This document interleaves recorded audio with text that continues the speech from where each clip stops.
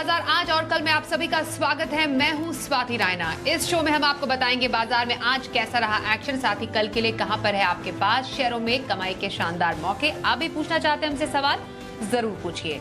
WhatsApp करें 9582222266 पर। इसके अलावा सोशल मीडिया प्लेटफॉर्म्स का इस्तेमाल कर सकते हैं।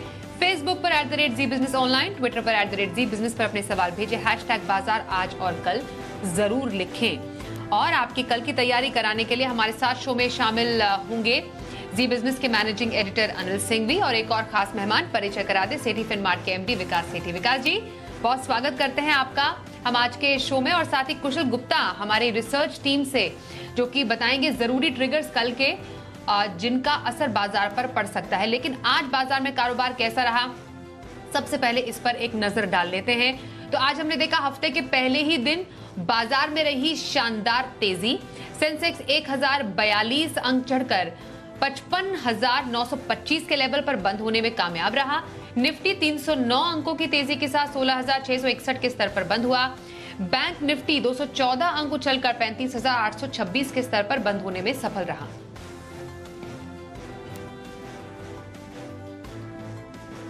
एडिटर्स टेक में अनिल जी से समझते हैं बाजार में इतनी शानदार तेजी आने की वजह क्या रही, और बाजार को ये मजबूती मिल कहां से रही है। हफ्ते की दमदार शुरुआत की भारतीय बाजारों ने और संकेत पूरी तरह से दुनिया भर के बाजारों से आते दिखे मजबूत। और शुक्रवार को भरपूर तेजी दिखी अमेरिकी बाजारों में। SGX निफ्टी भी छलांग लगाता हुआ, और वैसे भी पिछला हफ्ता भारतीय बाजारों के लिए बेहतरीन रहा। शुक्रवार को भी दमदार तेजी और कुछ बड़े ब्रेकआउट। पिछले 2 दिनों से बैंक निफ्टी पर तो आ ही रहे थे। निफ्टी भी 16,300 के ऊपर बंद होकर अच्छे संकेत दे रहा था। आज इन सभी संकेतों के दम पर जून सीरीज के दूसरे दिन बाजारों ने दमदार एक्शन दिखाया। गैप से खुले 16,500 के ऊपर और उसके बाद पीछे मुड़कर नहीं देखा। खाली एक ही बदलाव था आज के बाजारों में, निफ्टी बैंक निफ्टी से ज्यादा बेहतर, ज्यादा मजबूत ड्राइविंग सीट पर, और तेजी को आगे बढ़ाने का काम निफ्टी ने किया। 15,500 के माफ कीजिएगा 16,500 के ऊपर खुलने के बाद गिरे तो नहीं, वो तो ठीक है, लेकिन इसके साथ ही धीमे धीमे मजबूती बढ़ाते नजर आए और सीधा 16,600 तक पहुंचते हुए दिखे। और 16,600 पर भी रुके नहीं, लगभग 16,700 के लेवल आते हुए दिखे और कुछ बड़े ब्रेकआउट की तैयारी निफ्टी करता हुआ नजर आया। तो पिछले 3-4 दिनों से निफ्टी की जो पिछड़न थी वो आज एक ही दिन में कसर पूरी कर दी। बैंक निफ्टी भी मजबूत था, 36,000 के ऊपर निकला भी, थोड़ी देर टिका भी, लेकिन फाइनली 35,800 के थोड़ा ऊपर बंद होने में कामयाब रहा। तो थोड़ी सी मजबूती कम थी, ऐसा नहीं कि कमजोरी थी, मजबूती थोड़ी सी कम थी, ये कह सकते हैं। ब्रॉडर मार्केट में जबरदस्त एक्शन, भरपूर खरीदारी कैश मार्केट के शेयरों में होती हुई दिखी है। तो ओवरऑल आप कह सकते हैं कि अच्छे ग्लोबल संकेत, नई सीरीज की शुरुआत में हल्के बाजार, FIs की बिकवाली का दबाव कम होने की पूरे आसार, और इन सब के बीच में बुरी खबरों का न होना भारतीय बाजारों के लिए काम करता हुआ दिखा। और पैनिक वाले समय से निकलकर धीमे बेस बनाकर अब बाजार थोड़ा और ऊपर जाने की कोशिश करते हुए नजर आ रहे हैं।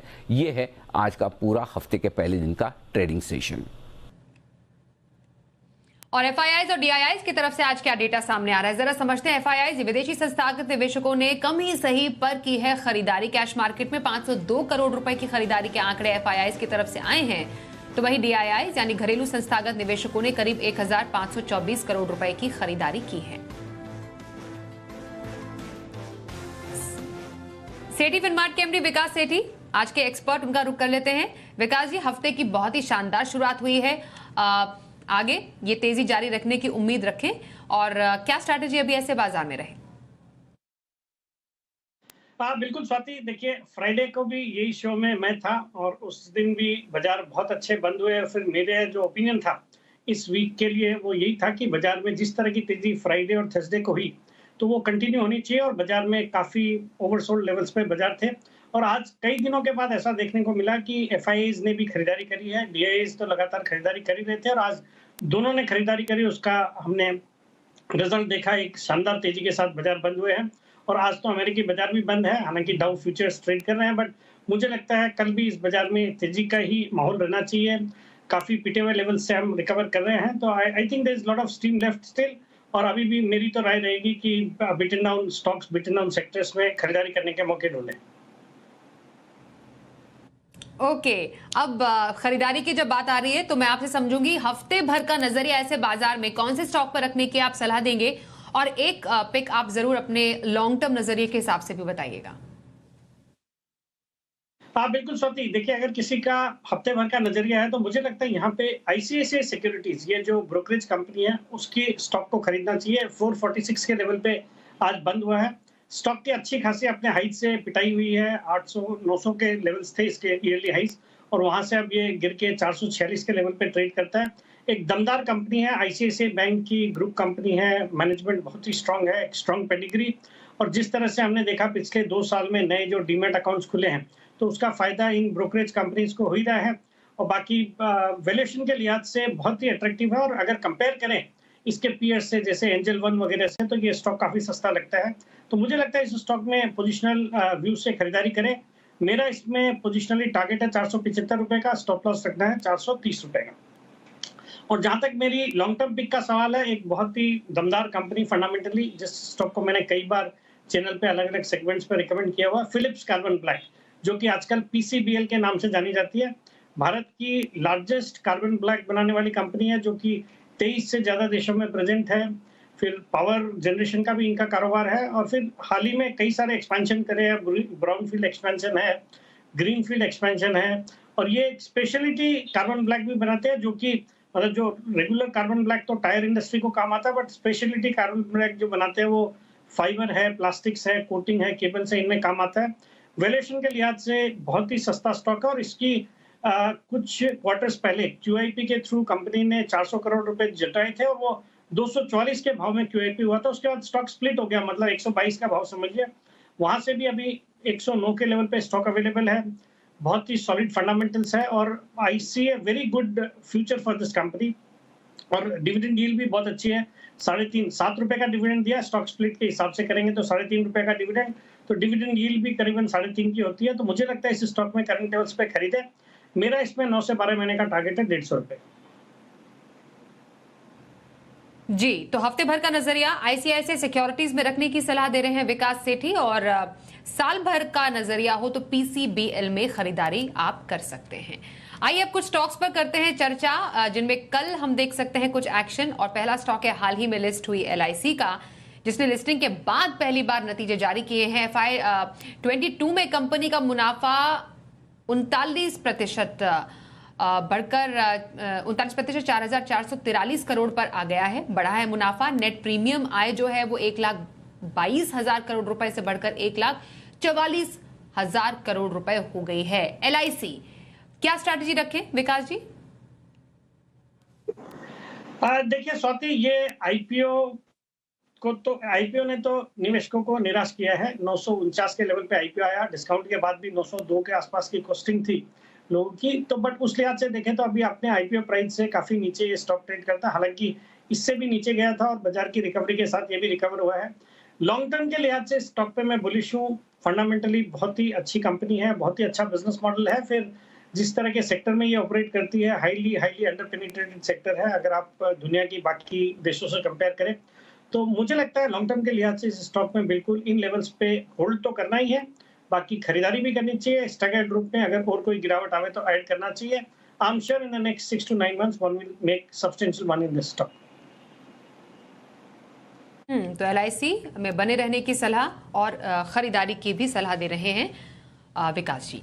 दूसरा शेयर सन फार्मा, क्वार्टर 4 के नतीजे पेश किए, नतीजे अच्छे नहीं रहे हैं क्योंकि मुनाफे से घाटे में कंपनी आई है। 890 करोड़ के मुनाफे के मुकाबले कंपनी को 2280 करोड़ का कंसोलिडेटेड घाटा हुआ है। हालांकि कंसोलिडेटेड आय तो थोड़ी बढ़ी जरूर है, 8520 करोड़ से बढ़कर 9450 करोड़ हुई है, पर एकमुश्त कंसोलिडेटेड घाटा कंपनी को जरूर हुआ है 3940 करोड़ रुपए का। सन फार्मा, क्या राय रहेगी आपकी? बिकवाली करने की सलाह है। बहुत ही खराब निराशाजनक नतीजे आए हैं और स्टॉक ने परफॉर्म भी नहीं किया है। मुझे लगता है इन लेवल्स पे भी जिन्होंने निवेश किया है, जो होल्ड करते हैं, उनको निकलना चाहिए। और बाकी अगर इसी सेक्टर में रहना है तो भी कई सारी अच्छी कंपनियां हैं जिसमें निवेश कर सकते हैं, या फिर फार्मा को छोड़ के मुझे लगता है IT should be the sector to focus on. और आईटी सेक्टर के भी जो दिग्गज कंपनियां हैं सब पिटे हुए हैं, वहां पे शिफ्ट करना चाहिए अपने निवेश को। ओके, तो सन फार्मा से निकलने की सलाह दे रहे हैं विकास सेठी जी। अगले शेयर पे बात करें, कैंपस एक्टिववेयर, क्वार्टर 4 के नतीजे पेश किए, कंसोलिडेटेड घाटा बढ़ा है 8.67 करोड़ से बढ़कर 16.08 करोड़ रुपए हुआ है। कंसोलिडेटेड आय है वो भी बढ़ी है, 309 करोड़ से बढ़कर 392 करोड़ पर पहुंची है। कैंपस एक्टिववेयर क्या करने की सलाह देंगे? देखिए, इस स्टॉक में भी करंट लेवल्स पे होल्ड ही करने की सलाह है। एक अच्छी क्वालिटी की कंपनी है और मुझे लगता है ये कंपनी अच्छा करेगी आने वाले दिनों में, तो I would maintain a hold at these levels. Campus activewear में बने रहने की सलाह विकास सेठी जी की। वेरॉक इंजीनियरिंग पर भी बात कर लेते हैं। क्वार्टर 4 के नतीजे सामने आए हैं। कंसोलिडेटेड घाटा है वो 145 करोड़ से बढ़कर 285 करोड़ रुपए पर पहुंचा है और कंसोलिडेटेड आय जो है 1504 करोड़ से बढ़कर 1652 करोड़ पर आई है। वेरॉक इंजीनियरिंग कोई खास सलाह? देखिए, ये कंपनी के भी नतीजे तो डिसअपॉइंटिंग है और बाकी ऑटो कंपोनेंट सेक्टर पे मैं बुलिश हूँ, ऑटो सेक्टर पे बुलिश हूँ, बट मुझे लगता है दूसरी अल्टरनेट अपॉर्चुनिटीज बहुत है, तो मुझे लगता है इस स्टॉक से निकल के कोई दूसरी कंपनी जैसे इंड्योरेंस टेक्नोलॉजीज है, फीएम इंडस्ट्रीज है जो मुझे पसंद आता है, सुब्रोस है, सुप्रजीत इंजीनियरिंग है, इस तरह की कंपनी में निवेश करेंगे तो ज्यादा अच्छा रहेगा। बिल्कुल, तो ये तो रही उन शेयर्स पर बात जिनके नतीजे आज आए। अब कुछ कॉलर्स के सवाल भी लेते हैं। पहला सवाल आ रहा है हमारे पास आसनसोल से मनन कुमार का। मनन जी पूछ रहे हैं ओएनजीसी पर सवाल। 200 शेयर इनके पास है ओएनजीसी के, 175 है इनकी खरीद। ओएनजीसी पर क्या खास सलाह रहेगी आपके विकास जी? देखिए स्वाति, ये भी एक बहुत ही बड़ा अंडर परफॉर्मर है स्टॉक। अभी इस तरह के क्रूड के प्राइसेस में भी स्टॉक ने बहुत ज्यादा रिटर्न्स नहीं बना के दिए, हालांकि स्टेबल रहा, बट मुझे लगता है इस कंपनी पे दाव नहीं लगा के अगर किसी का लंबी अवधि का निवेश है तो उसको शिफ्ट करना चाहिए, फोकस अपना दूसरे सेक्टर दूसरे स्टॉक पे करना चाहिए। तो I am not very comfortable with being invested in ONGC eight the current levels. Okay, तो ओएनजीसी से निकलने की सलाह फिलहाल दे रहे हैं विकास जी। मोहन धामले पूछ रहे हैं मुंबई से सवाल। महिंद्रा एंड महिंद्रा इनके पास है, 50 शेयर है और इनकी खरीद है 738 की। एमएनएम क्या राय रहेगी विकास जी? बहुत ही जबरदस्त कंपनी है और जबरदस्त परफॉर्मेंस किया है पिछले कुछ दिनों में इस स्टॉक ने। जब बाजार में गिरावट भी थी तब भी ये स्टॉक परफॉर्म कर रहा था और अब तो पूरा ऑटो सेक्टर ही अच्छा कर रहा है। जैसे पेट्रोल डीजल के प्राइसेस कम हुए, फिर स्टील के दामों में जो गिरावट आई है उसका भी फायदा होना है। बाकी एक शानदार कंपनी है, हालांकि ये 52 वीक हाइस के आसपास ट्रेड कर रहा है, बट फिर भी मेरी सलाह में इस स्टॉक को करंट लेवल्स पे भी होल्ड करना चाहिए या कोई गिरावट आवे तो खरीदारी करने के मौके ढूंढने चाहिए। एमएनएम को होल्ड करने की सलाह दे रहे हैं विकास सेठी जी। और जयपुर से गोविंद शर्मा जी का भी सवाल लेते हैं। डॉक्टर लाल पैथ लैब्स पर इनका सवाल है, 40 शेयर इनके पास और इनकी खरीद है 3720 की। आज हमने फिर देखा डॉक्टर लाल पैथ लैब का शेयर गिरकर बंद हुआ है। डॉक्टर लाल पैथ लैब क्या सलाह रहेगी आपकी? देखिए स्वाति, बहुत ही ऊपर लेवल पे इन्होंने खरीदा है, बहुत बड़े नुकसान में बैठे हैं, बट यहाँ पे भी मुझे नहीं लगता है स्टॉक कुछ परफॉर्म करेगा। पूरे सेक्टर पे ही बेरिश हूँ, बिकॉज जब से ये टाटा 1mg ने नए जो अपने टैरिफ अनाउंस करी है उसके बाद बहुत ही बड़ी इंटेंसिटी का कंपटीशन आया है सेक्टर में, तो उसका पूरा असर इन सबके परफॉर्मेंस पे, चाहे वो डॉक्टर लाल पैथ लैब है या मेट्रोपोलिस है, इन सब को देखने को मिलेगा। तो I am still not very bullish on this और मुझे लगता है करंट लेवल्स पे भी एग्जिट करने की सलाह रहेगी और खरीदारी तो नहीं करनी नहीं। ओके, तो डॉक्टर लाल पैथ लैब से निकलने की सलाह आज दे रहे हैं विकास सेठी जी। अगला सवाल लेते हैं राजकोट से सुरेंद्र सोनी। जेएसडब्ल्यू स्टील पर सवाल पूछे, 120 शेयर इनके पास है और इनकी खरीद है 690 की। जेएसडब्ल्यू स्टील पर क्या राय रहेगी आपकी? देखिए स्वाति, ये भी निवेशक बहुत बड़े नुकसान पे बैठे हैं, बट इस कंपनी के जो तिमाही नतीजे काफी डिसअपॉइंटिंग थे।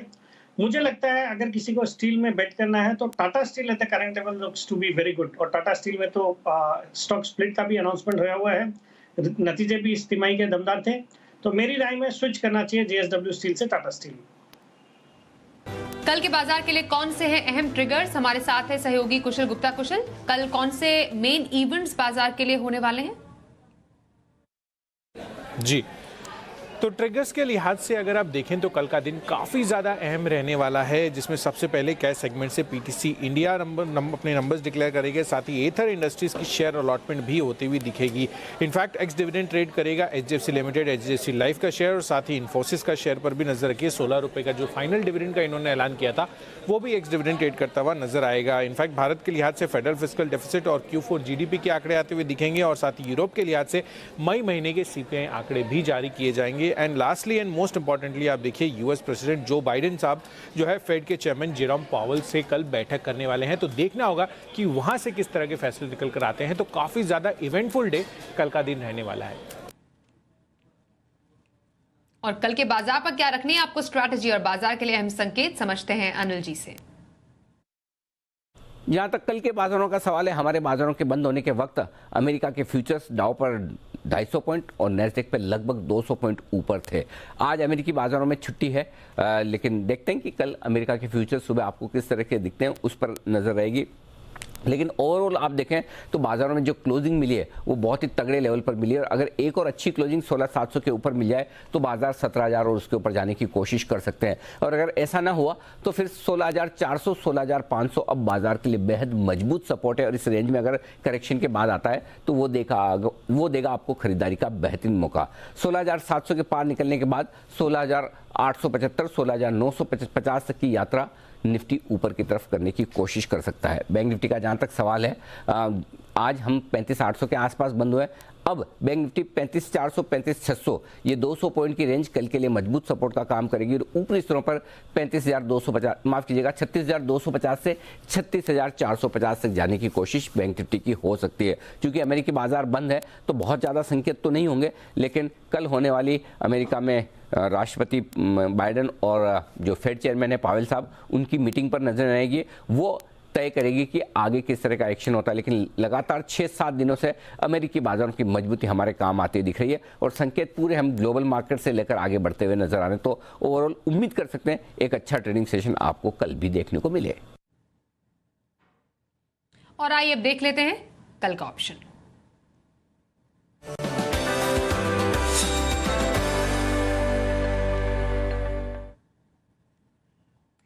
और हमारे साथ अब शो में शामिल हो चुके हैं मोतीलाल ओसवाल के टेक्निकल और डेरिवेटिव्स एनालिस्ट चंदन तापड़िया। चंदन जी, बहुत स्वागत करते हैं आपका शो में। कल के लिए ऑप्शन में कहां पर मौके बनेंगे? बिल्कुल, बाजार में निचले लेवल से काफी अच्छी रिकवरी पिछले 3 दिनों में देखने को मिली है, और जिस हिसाब से डिसाइसिवली निफ्टी ने 16,400 पार किया है, 16,700 तक का मोमेंटम हुआ है, लग रहा है कि ये मूव एक्सटेंड होना चाहिए। तो अब कहीं ना कहीं 16,400 के सपोर्ट से निफ्टी 17,000 तक के आंकड़े को छूता हुआ नजर आएगा। तो 2 ट्रेड सेटअप है, दोनों पॉजिटिव साइड है।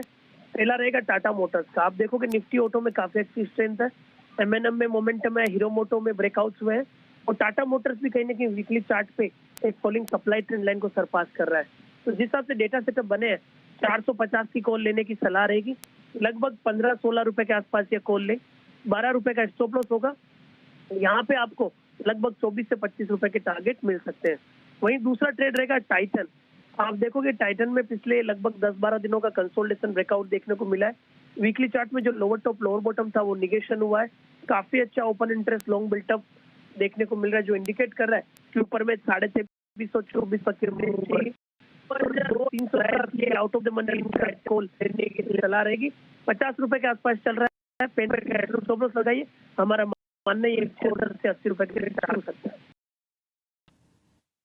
हाँ बिल्कुल स्वाति, कल के लिए अगर किसी को खरीदना हो तो आंध्र पेपर में खरीदारी करने की सलाह है, जो कि आज 331 के लेवल पे बंद हुआ है।